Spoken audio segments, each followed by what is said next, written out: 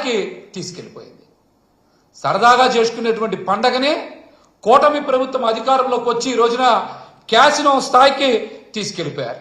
వీళ్ళు ఏ స్థాయికి పోయారంటే ఆఖరికి స్కూళ్ళని సైతం వదలకుండా ప్రభుత్వ పాఠశాలలను కూడా జోద కేంద్రాలుగా మార్చేశారంటే ఈ ప్రభుత్వం ప్రజల దగ్గర నుంచి ఏ విధంగా దోచుకోవాలి,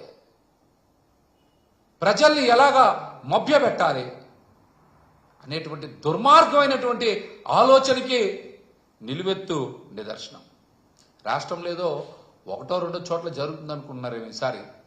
ఈసారి రాష్ట్రంలో 175 నియోజకవర్గాల్లో కూటమి ప్రభుత్వం బరులు ఏర్పాటు చేశారు, కోడి పందాలు రింగులు ఏర్పాటు చేశారు, పేకాట, కోతముక్క, గుండాట, మద్యం అమ్మకాలు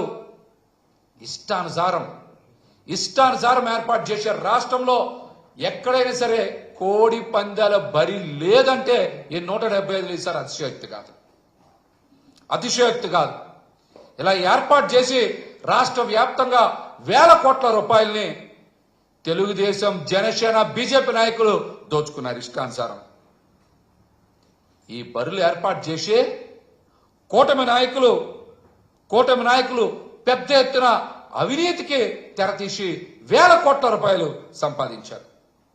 వేల కోట్ల రూపాయలు సంపాదించి బరిల్లో ఎవరైనా చూడాలంటే కూడా టికెట్లు కొట్టి ఈసారి ఎంట్రన్స్ ఫీజు కూడా వసూలు చేసినటువంటి పరిస్థితి. వేల కోట్ల రూపాయలు కూటమి నాయకుల చేతులు మారాయి. క్యాసినో శిబిరాలు వెలిశాయి, మద్యం ఏరులై పారింది, రికార్డు డాన్సులు విచ్చలు విడిగా వేశారు. ఈ చిందులతో సంక్రాంతి ముసుగులో రాష్ట్రాన్ని అసభ్యంగా తయారు చేసినటువంటి ఘనత చంద్రబాబు గారిది, పవన్ కళ్యాణ్ గారిదే.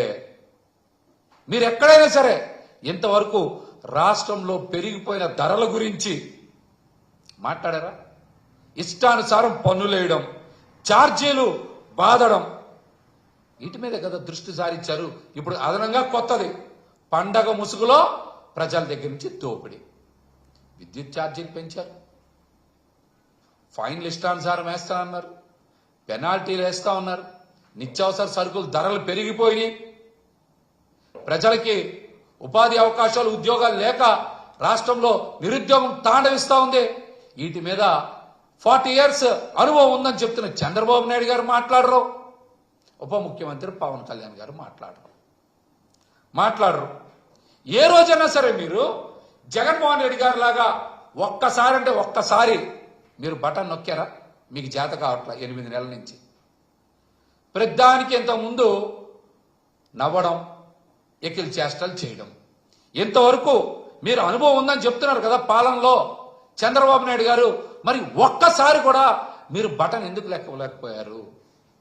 జగన్మోహన్ రెడ్డి గారు లాగా మీరు నేరుగా లబ్ధిదారుల ఖాతాల్లోకి డబ్బులు ఎందుకు పంపించలేకపోయారు?